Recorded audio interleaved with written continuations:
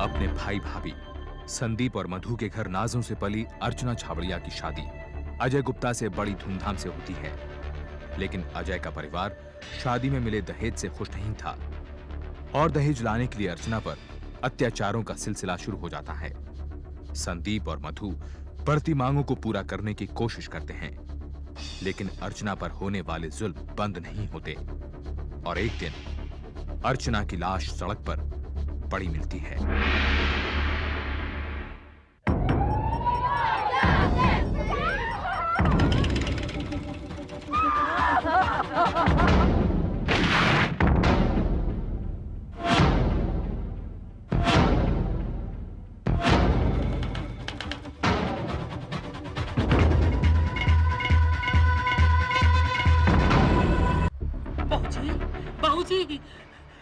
हे भगवान, अरे कोई जल्दी आओ, बहू जी ऊपर से गिर गई। अरे कोई आओ ना, शायद अभी जान बाकी हो। अरे ये तो 3 नंबर वाली छोटी बहू है, लेकिन ये ऊपर से नीचे कैसे गिर गई? पता नहीं कैसे गिर गई। जल्दी से जाओ, उनको बुला के लाओ। बहू जी, अरे ये कोई आया है। अरे अरे देखिए, आप भी देखिए, बहू जी नीचे गिर गई ऊपर शायद अभी जान बाकी हो। देखिए जल्दी से। हे भगवान, बचा लो बहू जी को।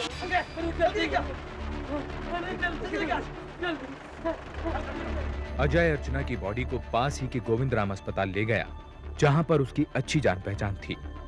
उधर अनारो इस घटना की रिपोर्ट लिखवाने पुलिस स्टेशन पहुंची। वो मैं गुप्ता बिल्डिंग के सामने झाड़ू लगाती हूँ, ऊपर से बहू जी गिर गई। बहू जी कौन?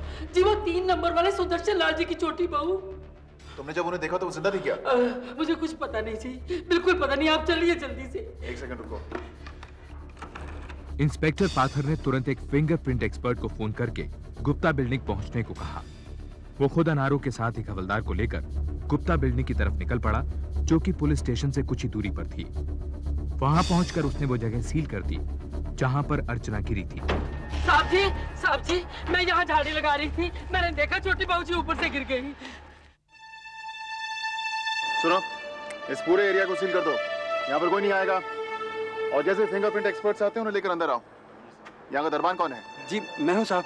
आप मुझे सुदर्शन लाल जी का घर। आइए सर। चलिए।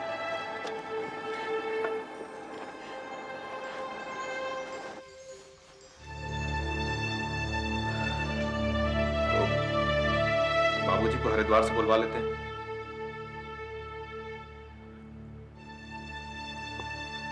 अब तू क्यों इस तरह मातम मना रही है?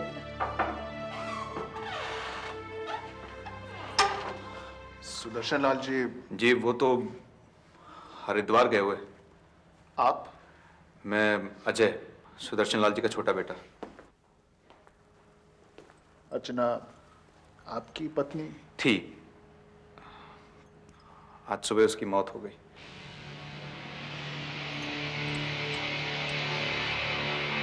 आप बता सकते हैं उनकी मौत के बारे में कुछ? जा बहू, तू अंदर जा, इसकी तबीयत ठीक नहीं है।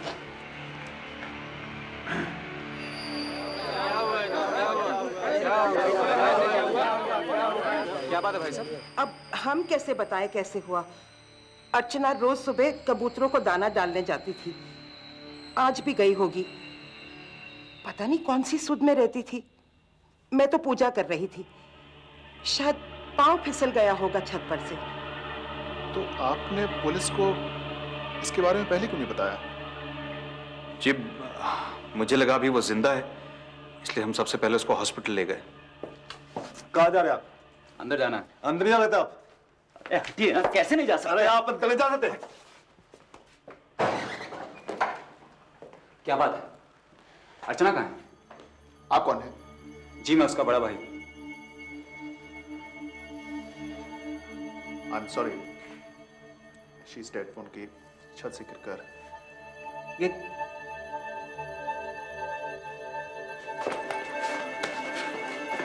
तूने मेरी बहन को मार डाला? क्या बात करते हैं भाई साहब? अर्चना का पाँव फिसल गया। पाँव नहीं फिसला है, तूने उसे छत से धक्का दिया है। इंस्पेक्टर साहब, गिरफ्तार कर लीजिए इसको, इसने मेरी बहन को मारा है। साहब फिंगरप्रिंट वाला है। ठीक है, जाओ। बॉडी कहां पर है?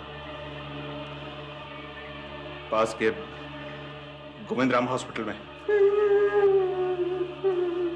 आप चाहें तो आप घर जा सकते हैं, मैं बाद में आके आपसे बात करूंगा।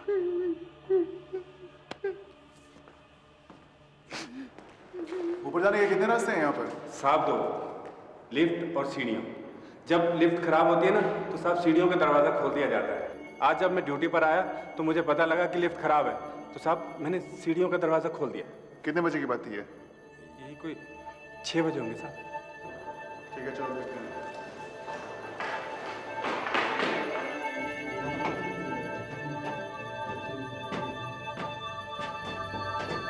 इंस्पेक्टर पाथर को सीढ़ियों में एक छोटा चाकू मिला।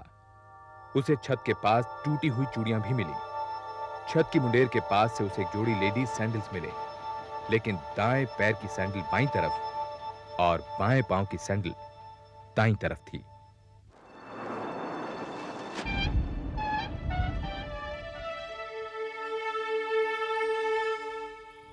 एक बात समझ में नहीं आई, अगर अर्चना ने यहां से छलांग लगाई थी तो वो उस छज्जे से क्यों नहीं टकराई? पीछे चलिए आप लोग।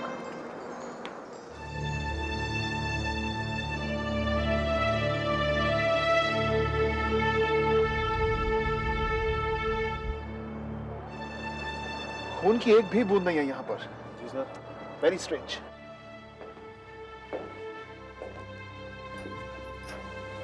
बड़ी देर लगा दी। अर्चू कहाँ है?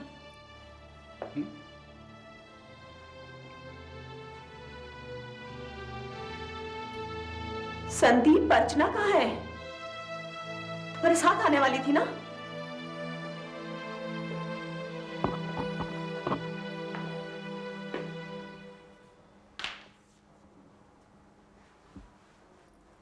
संदीप, अर्चना कहाँ है? मेरे अर्चू कहाँ है?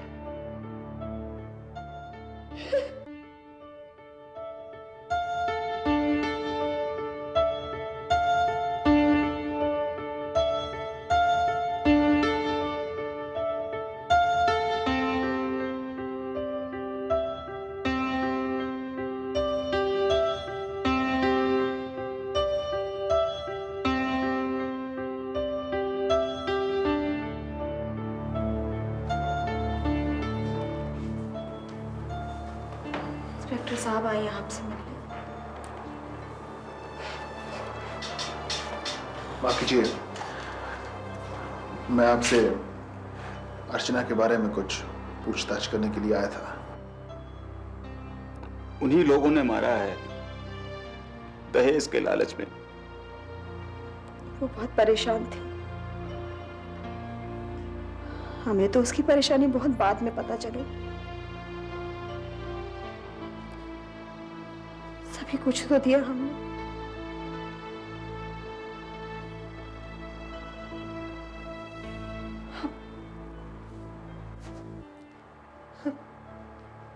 ये हो जाएगा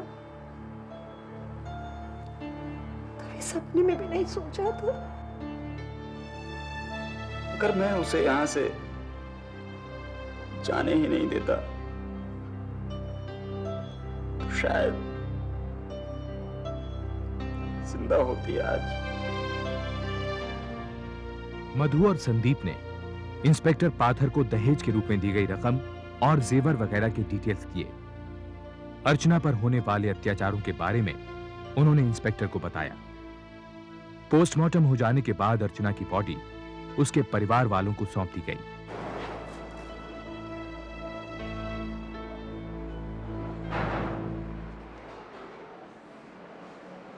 अर्चू, अर्चू, अर्चू,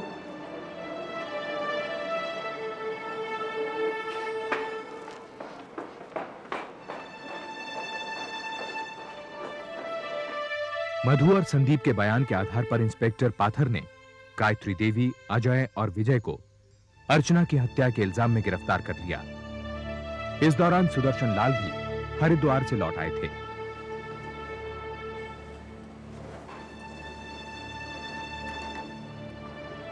बाबूजी, चाय पी लीजिए।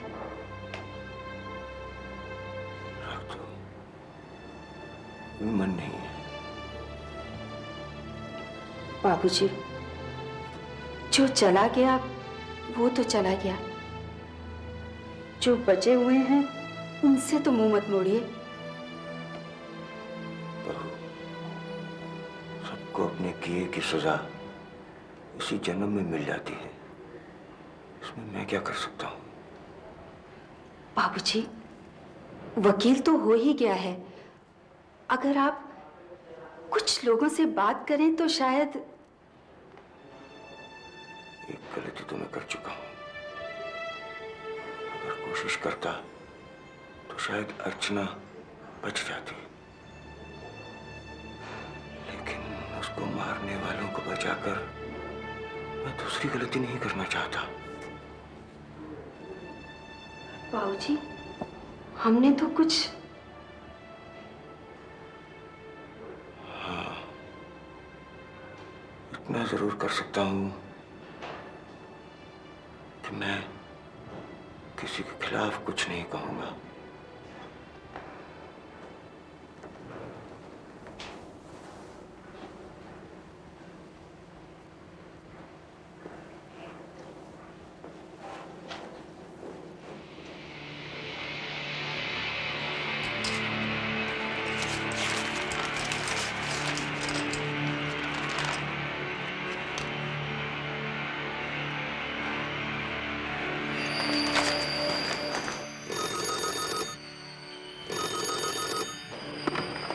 इंस्पेक्टर पाथर।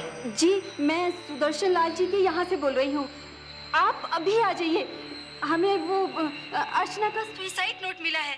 What? अच्छा ठीक है, आप रुकिए, मैं आता हूँ अभी। लिखावट तो उसी की लगती है,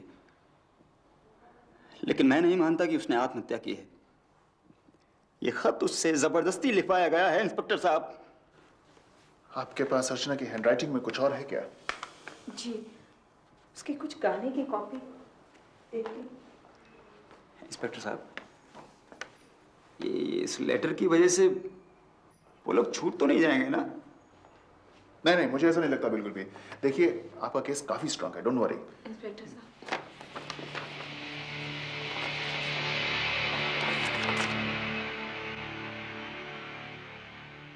इस बीच मारवाड़ी समाज से संदीप को पूरा समर्थन मिल रहा था।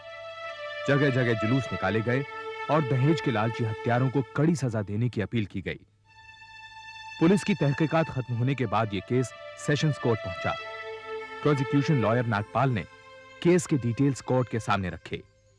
योर ऑनर, जिस जगह अर्चना की डेड बॉडी गिरी थी वहां से खून का एक कतरा भी नहीं मिला।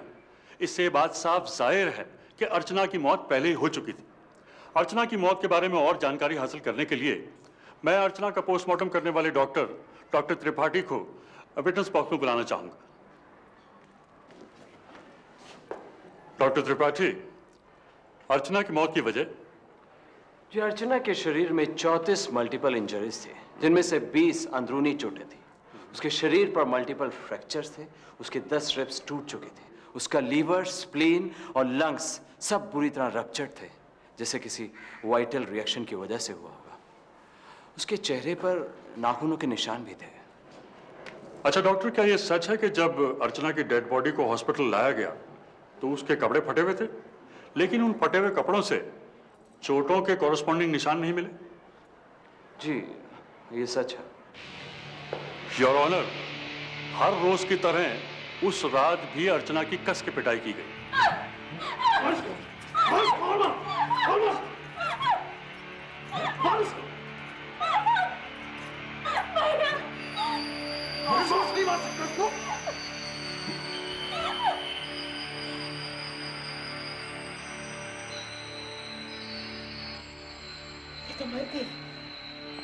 अर्चना के मर जाने से ये लोग घबरा गए और इन्होंने इस मौत को आत्महत्या का जामा पहनाने की सोची। अर्चना के खून से लथपथ कपड़े बदलकर उसे दूसरी साड़ी और ब्लाउज पहनाए गए। अर्चना की लाश शायद रात को ही फेंक दी जाती, लेकिन लिफ्ट खराब होने की वजह से ऐसा नहीं हो पाया। सुबह होने पर जब सीढ़ियों का दरवाजा खुल गया तो अर्चना की लाश को ये लोग खींचकर ऊपर ले गए और उसे नीचे फेंक दिया गया। गायत्री देवी ने इस बात का ख्याल रखा कि कोई भी जेवर अर्चना के जिस्म पर न रह जाए। आप तो ऐसे कह रहे हैं जैसे आप वहां मौजूद थे। योर ऑनर, मैं मानता हूं कि अर्चना की शादीशुदा जिंदगी बहुत अच्छी नहीं थी, शायद इसीलिए उसने खुदकुशी की। उसका सबूत है वो सुसाइड लेटर जो अदालत को सौंपा जा चुका है, जिसमें उसने साफ लिखा है कि वो सुसाइड करने की सोच रही है। ऐसे अनडेटेड लेटर की कोई इंपॉर्टेंस नहीं होनी चाहिए योर ऑनर। वैसे भी उसमें सुसाइड की स्पेलिंग SOCIT लिखी हुई है, जबकि अर्चना एक पढ़ी लिखी लड़की थी। एक स्पेलिंग मिस्टेक से इस लेटर को नजरअंदाज नहीं किया जा सकता योर ऑनर। और हैंडराइटिंग एक्सपर्ट और अर्चना का भाई संदीप दोनों इस बात को मानते हैं कि वो लेटर अर्चना का ही लिखा हुआ है। योर ऑनर, चिट्ठी तो जबरदस्ती भी लिखवाई जा सकती है। महज एक चिट्ठी के बिना पर हम इन बातों को तो नजरअंदाज नहीं कर सकते कि अर्चना के शरीर पर वो मंगलसूत्र नहीं था जिसे वो हमेशा पहनती थी। अर्चना के भाभी का दिया हुआ चाकू, उसकी टूटी हुई चूड़ियों का सीढ़ियों पर मिलना, उसके मृत शरीर को मौका वारदात से जल्दी से हटा देने की कोशिश। योर ऑनर, ये सारी बातों से साफ जाहिर होता है कि अर्चना की हत्या की गई थी, ना कि उसने खुदकुशी की। आप क्या कह रहे हैं डॉक्टर त्रिपाठी? उसके चेहरे पर नाखूनों के निशान से साफ जाहिर होता है कि उसके साथ हाथापाई की गई थी। उसके वाइटल ऑर्गन्स भी रप्चर्ड हुए हैं, जो बहुत मारने से ही हुआ होगा।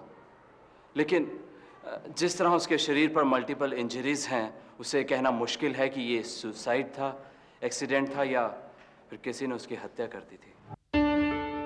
चूंकि डॉक्टर त्रिपाठी अर्चना की मौत की वजह ठीक से नहीं बता पाए, इसलिए प्रोसिक्यूशन ने एक मेडिकल बोर्ड बनाया। डॉक्टर अर्चना की पोस्टमार्टम रिपोर्ट पढ़ने के बाद इस नतीजे पर पहुंचे कि अर्चना की मौत उसे पहुंचाई गई चोटों की वजह से हुई और बाद में उसकी बॉडी को छत से फेंका गया। मैं इस डॉक्टरी जांच के आधार पर मुलजिम गायत्री देवी, अजय और विजय को अर्चना की हत्या का जिम्मेदार ठहराते हुए धारा 302 के तहत आजीवन कारावास की सजा सुनाता हूं। डिफेंस ने इस आदेश के खिलाफ हाईकोर्ट की डिवीजन बेंच में अपील दायर की। डिवीजन बेंच के दोनों जजेस एक निर्णय पर नहीं पहुंच पाए कि यह केस आत्महत्या का है या हत्या का। इस वजह से 4 साल की कार्रवाई के बाद यह केस हाईकोर्ट के एक तीसरे जज के पास पहुंचा। सारे डिटेल्स पढ़ने के बाद उस जज ने गायत्री देवी और अजय को अर्चना की मौत का जिम्मेदार मानते हुए आजीवन कारावास की सजा सुनाई, लेकिन विजय को इस इल्जाम से बरी कर दिया। डिफेंस ने इस जजमेंट के खिलाफ सुप्रीम कोर्ट में स्पेशल लीव पिटीशन दायर की, लेकिन सुप्रीम कोर्ट ने उसे ठुकराते हुए हाई कोर्ट के फैसले को बरकरार रखा।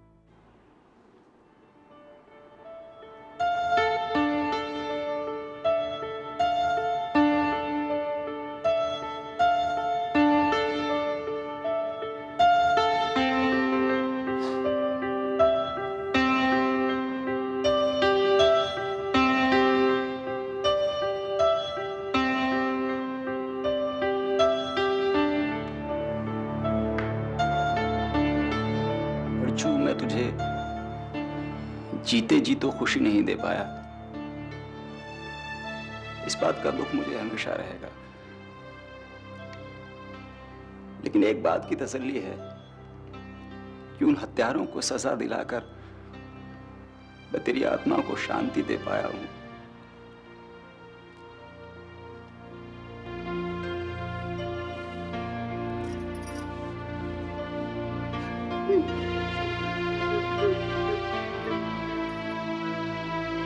गायत्री देवी और अजय दिल्ली की तिहाड़ जेल में अपनी सजा काट रहे हैं। सुदर्शन लाल का कुछ साल पहले देहांत हो गया। मरने से पहले वो अपनी जायदाद से अर्चना के नाम एक ट्रस्ट बना गए। विजय और सुकन्या दिल्ली छोड़कर कहीं और चले गए। संदीप और मधु दिल्ली में ही रहते हैं और दहेज पीड़ित औरतों की सहायता में जुटे हुए हैं।